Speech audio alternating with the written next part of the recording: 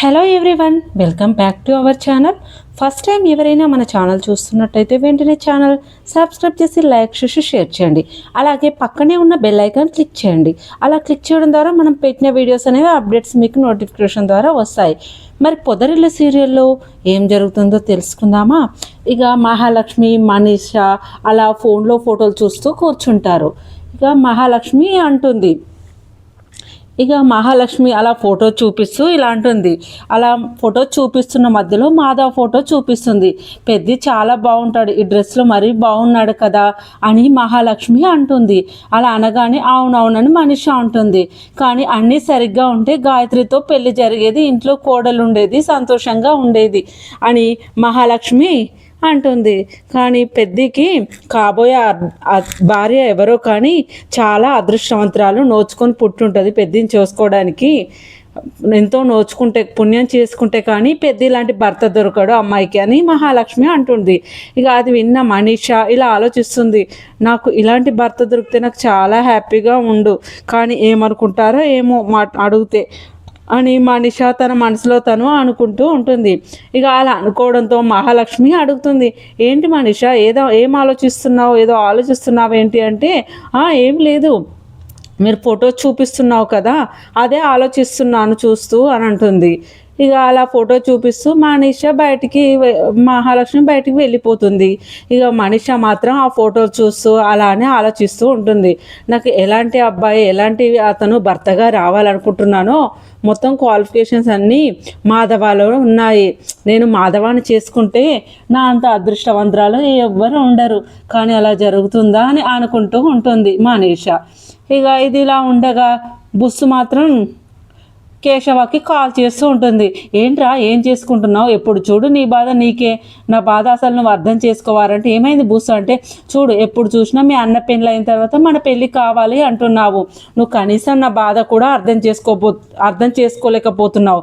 అసలు నా బాధ ఎవరికి చెప్పుకోవాలరా? ఇక్కడ మా అమ్మ నాన్న మా అన్నయ్య చూస్తే నన్ను ఎప్పుడో సడన్గా ఎవరికో ఇచ్చి పెళ్లి చేసేలా ఉన్నారు. అసలు నీకు కొంచెం కూడా నా బాధ అనేది అర్థం అవ్వట్లేదు, నువ్వు ఎప్పుడు అర్థం చేసుకుంటావు ఏం కథ అని శైలు అంటుంది. అప్పుడు కేశవ అంటాడు, శైలు నువ్వు బాధపడకు, నీ మెడలో ఎన్నటికైనా తాళి కట్టేవాడిని నేనే, నన్ను కాదని నీ మెడలో ఎవ్వడు కూడా తాళి కట్టలేదు, నువ్వు ధైర్యంగా ఉండు, నువ్వు బాధపడవలసిన అవసరం లేదు అనగానే ఇక శైలు మాత్రం నువ్వు ఇంకా ఇలానే మాట్లాడుతూ ఉండు, ఏదైనా ధైర్యం చేస్తావేమో అనుకుంటే అసలు మీ అన్నయ్య పెళ్ళి అయ్యే వరకు పెళ్ళి అవుతుందని మాత్రం అనవు. ఇక చూసావా మొన్న ఏం చేశారు, గుళ్ళో హోమం చేస్తున్నామని చెప్పి పూజ చేస్తున్నామని చెప్పి బలవంతంగా నాకు పెళ్లి చేయడానికి నిశ్చయించారు. నీ పాటికి నువ్వు ఊరు వదిలిపెట్టి వెళ్ళిపోయావు. నేను ఏదో ఐడియా ఆ టైంలో వచ్చి ఆలోచన రాబట్టి నేను తప్పించుకున్నాను, లేదంటే వాడికి భార్య అని అయ్యేదాన్ని అనగానే శైలు అలా అనకు, నువ్వు వేరే వాడి భార్య అన్న మాట కూడా నేను తట్టుకోలేను. మాధవ్ అన్నయ్య పెళ్ళి కాగానే మన పెళ్ళి ఖచ్చితంగా జరుగుతుంది, నీ మెల్లో తాళి కట్టవాడిని నేనే, నీ భర్తను నేనే, నువ్వు అస్సలు టెన్షన్ పడకు అని చెప్పేసి ఇక కేశవ మాత్రం ఫోన్ పెట్టేస్తాడు. వీడి అన్నయ్య పెళ్ళి ఎప్పుడవుతుందో, మాధవ పెళ్ళి ఎప్పుడవుతుందో, నా మెల్లో తాళి ఎప్పుడు కడతాడో ఏం కథనో, వీళ్ళు ఇంకెన్ని ప్లాన్లు చేస్తూ ఉంటారో ఏమో, నన్ను ఎవరికిచ్చి పెళ్లి చేయాలని ఆలోచిస్తారేమో మన తల్లిదండ్రులని శైలు అనుకుంటూ ఉంటుంది. ఇక ఇక్కడ వరాలు సురేష్ ఇద్దరు కలిసి మాట్లాడుకుంటున్నారు. ఇక అది చెప్పింది అబద్ధం అని తెలిసింది కదా, ఇక శైలును నీ ఫ్రెండ్కి ఇచ్చి పెళ్లి చేద్దాం, ఇక్కడ జరిగింది అన్ని అబద్ధాలు చెప్పింది, వాడి కోసం అన్ని అబద్ధాలు ఆడింది, అంతా ప్రెగ్నెంట్ లేదు ఏం లేదని నీ దోస్తుకు చెప్పి పెళ్ళికి ఒప్పించు, నీ ఫ్రెండ్కి చెప్పి పెళ్లి చేద్దాం అనగానే నేను చెప్పానమ్మా, వాడికి ఆల్రెడీ చెప్పాను, నేను ఒకవేళ బలవంతంగా భార్య మెల్లో తాళి కట్టినా కూడా ఇప్పటికీ నీ చెల్లె నా భార్య అయ్యేది, ఇక తాళికి విలువిస్తుంది కాబట్టి మీ చెల్లె ఎలాగైనా నాతోటే ఉండేది అని నేను ఆ రోజు తను కడుపుతో ఉందనుకొని పొరపాటు పడ్డాను, ఒకవేళ ఆ రోజే అప్పుడే తాళి కట్టుంటే ఈరోజు నాకు భార్య అయి ఉండేది అని వాడు కూడా ఒప్పుకున్నాడమ్మా. శైలు అంటే తనకు కూడా ఇష్టమే, శైలు కోసం ఏం చేసి అయినా పెళ్లి చేసుకోవడానికి సిద్ధపడుతుండమ్మా అని అనగానే వాడికి మంచి జాబ్ ఉంది, ఆస్తి ఉంది, అంతస్తుంది, అంతకన్నా మంచి సంబంధం కూడా దొరకదమ్మా, మన శైలుకు తనే కరెక్ట్ వాడు నా దోస్తు అనగానే అవునరా, మన శైలుని ఈ మెకానిక్ ఇచ్చి పెళ్లి చేయడం కన్నా మన శైలుని అలాంటి వాడికి ఇచ్చి పెళ్లి చేయడమే బెటర్ రా.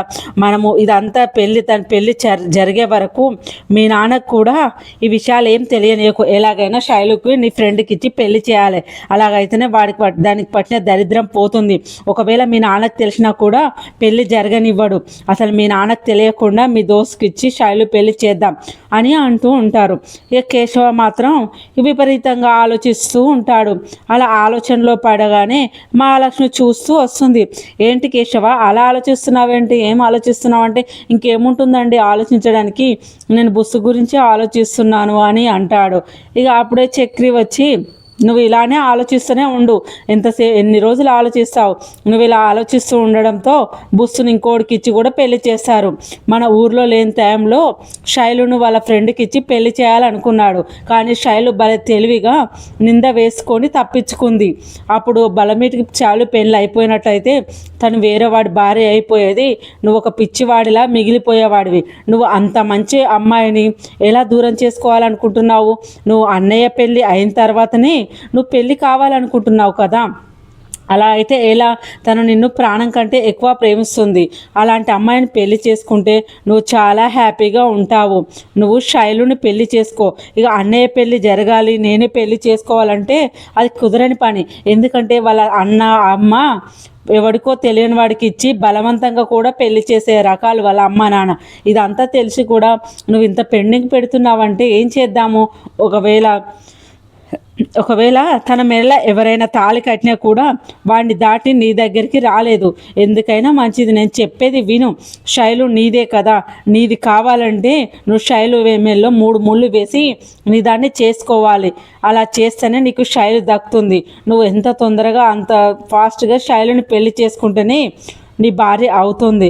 లేదంటే నువ్వు చాలా దూరం అయిపోతుంది. నువ్వు ఆలోచించు నేను ఎందుకు చెప్తున్నానో అని. ఇక శైలు మహాలక్ష్మి వెళ్ళిపోతూ ఉంటారు. ఇక ఇదిలో ఉండగానే ఇక విక్కీ వస్తాడు శైలు గురించి. ఇక అప్పుడు రాగానే మాధవ రండి సార్, మీరు మా మహాలక్ష్మి ఆఫీస్లో సారే కదా, మీరేంటి సార్ సడన్గా వచ్చారు, ఏమైందండి అని అడుగుతూ ఉంటాడు. అదేం లేదండి, లక్కీ కొన్ని రోజుల నుండి ఆఫీస్కి రావడం లేదు. ఎందుకు రావడం లేదా అని అలా వెళ్తూ ఇలా వచ్చానండి.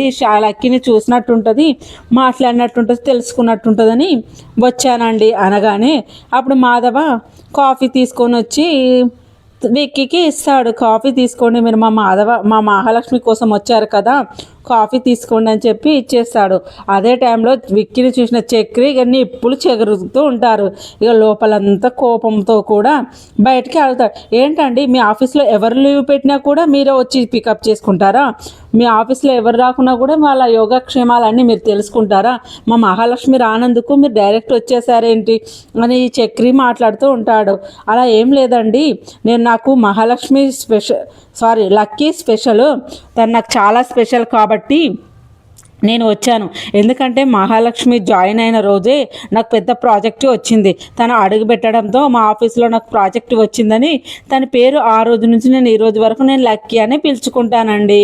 కనీసం మహాలక్ష్మి ఎందుకు అసలు నువ్వు జాబ్ ఎందుకు మానేసావు, ఆఫీస్కి ఎందుకు రావడం లేదు, కనీసం ఒక మెసేజ్ ఒక ఫోన్ కూడా చేయలేవేంటి, అసలు నువ్వు ఎందుకు రాలేవా ఏంటా అని ఏమైందా అని తెలుసుకోవడానికి నేను ఇంటికి వచ్చాను అని అనగానే, లేదు విక్కీ నేను ఈ రోజు నుంచి ఆఫీస్కి వస్తాను, మా కులదేవత అయిన రుద్రవరంకి వెళ్ళాము, పూజ చేయడం కోసం మేము వెళ్ళాము, ఇన్ని రోజులు ఇందుకే రాలేదు విక్కీ, ఇప్పుడు నేను ఈ రోజు నుండి నేను ఆఫీస్కి వస్తాను, తప్పకుండా వస్తానని మహాలక్ష్మి అనడంతో, అలా ఏం లేదు లక్కీ, నీదేమైనా ప్రాబ్లంలో ఉన్నావో కనీసం ఒక మెసేజ్ కూడా చేయలేవు కదా, మరి ఏదైనా ప్రాబ్లంలో ఉన్నావో ఏంటో అని తెలుసుకోవడానికి వచ్చాను. ఒకవేళ నీకు ఓకే అంటే ఈరోజు కూడా రావచ్చు, లేదంటే నీకు కుదిరినప్పుడు రా లక్కీ, నిన్ను ఎప్పుడు రావాలి నీ అడగడానికి నేను మాత్రం రాలేదు అనగానే, లేదు విక్కీ నేను వచ్చేస్తాను, ఖచ్చితంగా ఆఫీస్కి వస్తాను, నాకు కుదరలేదు కాబట్టి నేను ఇన్ని రోజులు రాలేదు, ఇప్పుడు నాకు కుదిరింది కాబట్టి నేను వచ్చేస్తాను,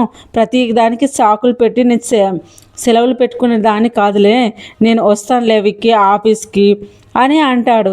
ఇక విక్కీ ఇక అలా బయలుదేరుతూ ఉంటాడు విక్కీ.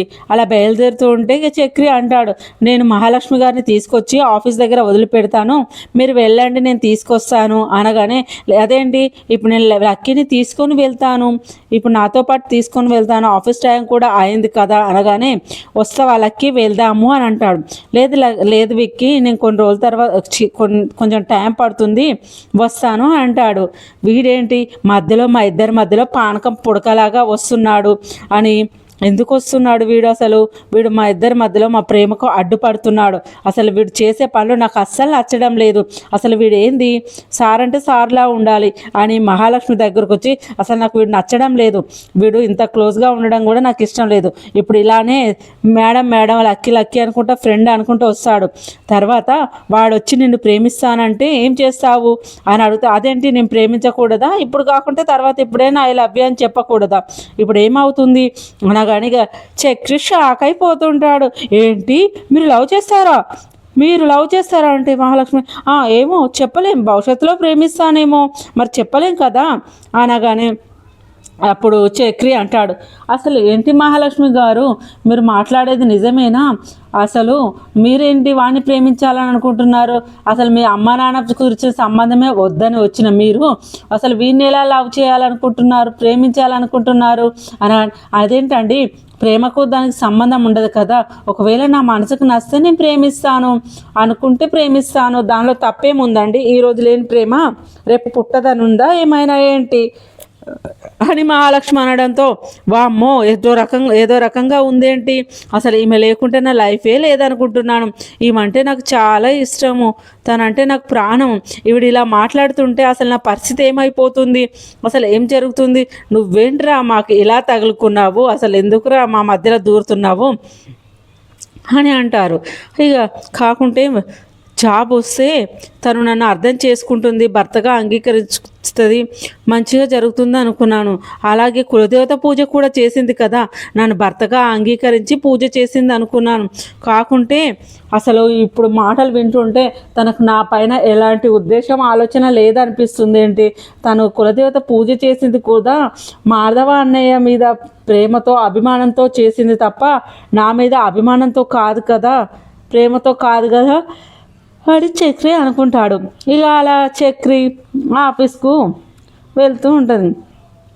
ఇక అప్పుడు విక్కీ ఆఫీస్కి వెళ్ళగానే ఇలా అంటారు, వెల్కమ్ వచ్చినందుకు చాలా సంతోషంగా ఉందంటే, అది కాదు విక్కీ, అసలు నువ్వు ఎందుకు వచ్చావు, నేను రాకుంటే నేనే వచ్చేదాన్ని కదా, లేదంటే మెసేజ్ పెట్టేదాన్ని, మీరు ఎందుకు వచ్చారు అంటే, ఏంటి మహా వస్తే ఏమైనా తప్ప కోపం వస్తుందా, అలా రావడంలో తప్పేముంది మహా అంటే, లేదు మీరు అలా వస్తే చూసే వాళ్ళకి కూడా బాగోదు, ఒకవేళ సెలవు పెట్టిన ప్రతి ఎంప్లాయింట్కి కూడా మీరు వెళ్ళి పరామర్శించి మాట్లాడరు కదా, ఇలా చూస్తే ఎవరైనా తప్పుగా అనుకుంటారు, ఇలా మీరు రావడం కూడా నాకు నచ్చలేదు అని మహాలక్ష్మి గట్టిగానే చెప్తాడు.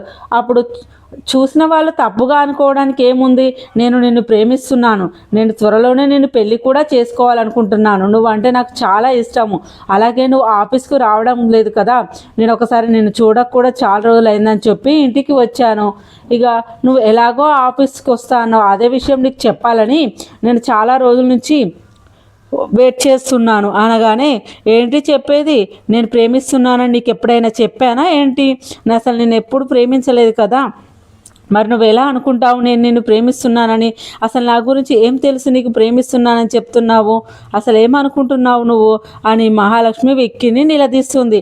అసలు నీ గురించి నాకు ఎందుకు తెలియదు లక్కీ, నాకు అన్నీ తెలుసు, నీకు అసలు ఆ పెళ్ళి అనేదే ఇష్టం లేదని, మీ అమ్మ నాన్న పెళ్లి చేసిన సంబంధం క్యాన్సల్ చేసుకోవడానికి మాత్రమే నువ్వు ఈ చక్రిని పెళ్లి చేసుకున్నావని, మీ ఇద్దరి మధ్యలో ఎలాంటి బంధం లేదని, కేవలం నీకున్నది ఓన్లీ భార్యాభర్తల బంధమే తప్ప ఇక ఇంకా ఏమీ లేదని నాకు మొత్తం తెలుసు, మీ అమ్మ నాన్న దగ్గర నుంచి తప్పించుకోవడానికి మాత్రమే నువ్వు చక్రి భార్యగా ఇంట్లో అడుగు పెట్టావని నేను ప్రతి ఒక్కటి తెలుసుకున్నాను, మీ ఫ్యామిలీ ఏంటి, మీరు ఎక్కడ ఉంటారు, నీ స్టడీ ఏంటి, నువ్వెవరి కూతురువు ఏంటి, నేను ప్రతి ఒక్కటి తెలుసుకున్నాను లక్కీ నీ గురించి అని అంటుంది.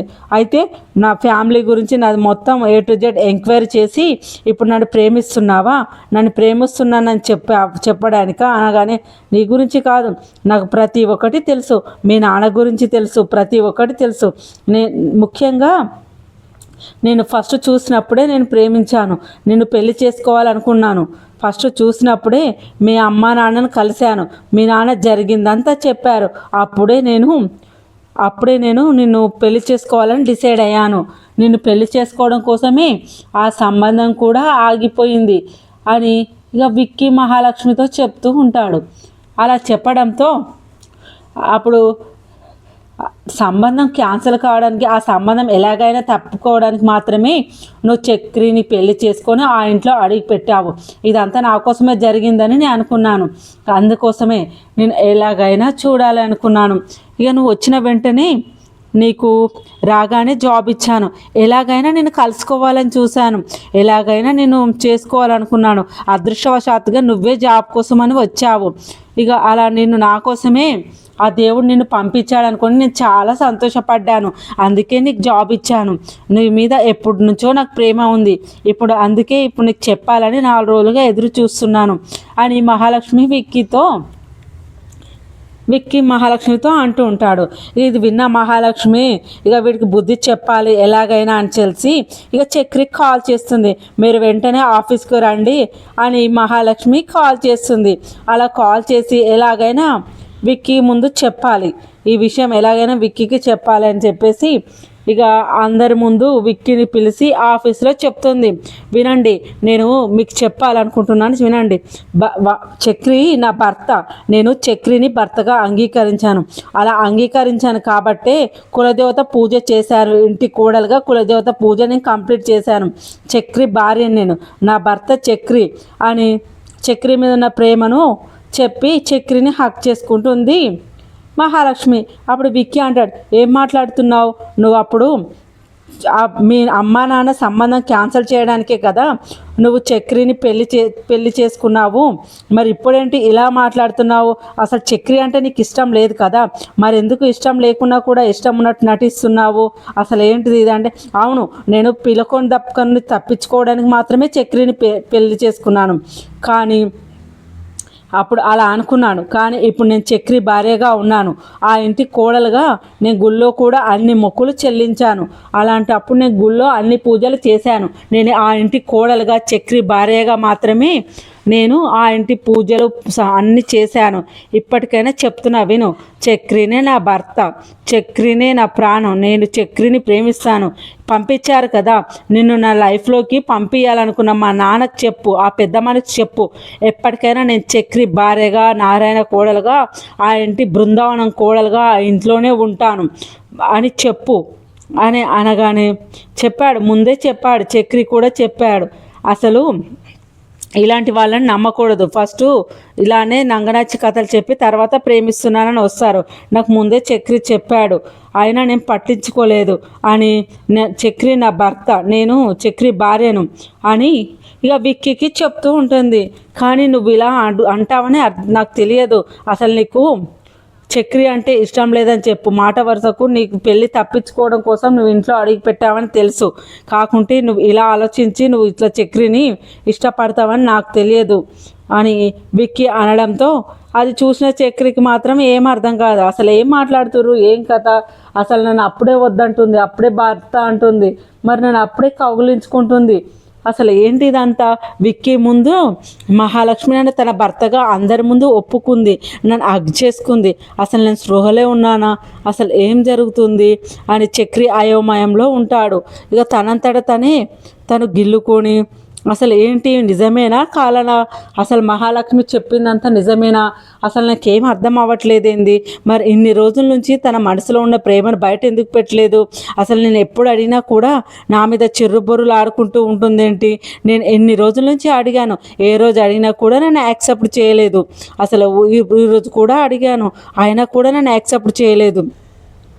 అసలు ఎందుకు ఇలా చేసింది?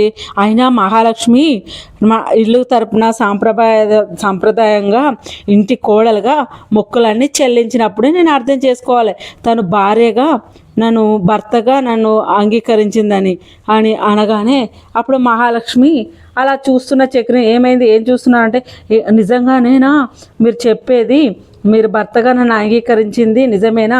ఇదేం కళ కాదు కదా, నాకు ఎందుకో కళలా ఉందండి అని అనగానే అప్పుడు చక్రి అంటాడు మహాలక్ష్మితో.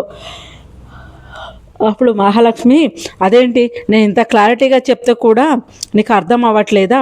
నేను ఆ రోజు మా అమ్మ నాన్న చూసిన సంబంధం నుంచి తప్పించుకోవడానికి నేను పెళ్లి చేసుకున్నాను కదా. ఇప్పుడు విక్కీ నుంచి తప్పించుకోవడానికి నేను మిమ్మల్ని కూడా ఇప్పుడు భర్తగా అంగీకరించాను అనుకున్నానా? అలా ఏం లేదు. మీరంటే నాకు ఇష్టమే. నేను ఇష్టపూర్వకంగానే ఇల్లు పూజ చేశాను, ఇష్టపూర్వకంగానే ఇప్పుడు చెప్తున్నాను అనగానే, అది కాదండి, మీరు చెప్పేది నాకు చాలా ఆశ్చర్యకరంగా ఉంది. నిజంగానే మీరు నన్ను యాక్సెప్ట్ చేసిర్రా లేదా అని ఇంకా నాకు కలలానే ఉందండి అని మహాలక్ష్మి అంటుంది. అప్పుడు మహాలక్ష్మి చక్రిని గట్టిగా హక్ చేసుకొని, ఇదంతా నిజమే, మిమ్మల్ని నేను భర్తగా అంగీకరించాను, మీరు నా భర్త, నేను ఆ ఇంటి కోడలుగానే నేను పూజలన్నీ చేశాను, కానీ ఈ విషయం చెప్పాలనుకున్నాను కానీ చెప్పలేదు, ఇప్పుడు సమయం వచ్చింది కాబట్టి చెప్తున్నాను అని విక్కి ముందు కరాఖండిగా చక్రియే నా భర్త అని మహాలక్ష్మి చెప్పేస్తుంది. ఇక అది విన్న విక్కి షాక్ అయిపోతాడు. ఓకే ఫ్రెండ్స్, మరి పొదరిల్లు సీరియల్లో మరి ఏం జరుగుతుందో మరిన్ని అప్డేట్స్ కోసం మీరు వెంటనే మన ఛానల్ సబ్స్క్రైబ్ చేసి లైక్ చేసి షేర్ చేయండి. అలాగే పక్కన ఉన్న బెల్ ఐకాన్ క్లిక్ చేయండి. అలా క్లిక్ చేయడం ద్వారా మనం పెట్టిన అప్డేట్స్ అనేవి మీకు వస్తాయి. మరి పొదరిల్లు సీరియల్లో మహాలక్ష్మి చక్రిని భర్తగా అంగీకరించాలని మీలో ఎంతమంది కోరుకుంటున్నారో అలా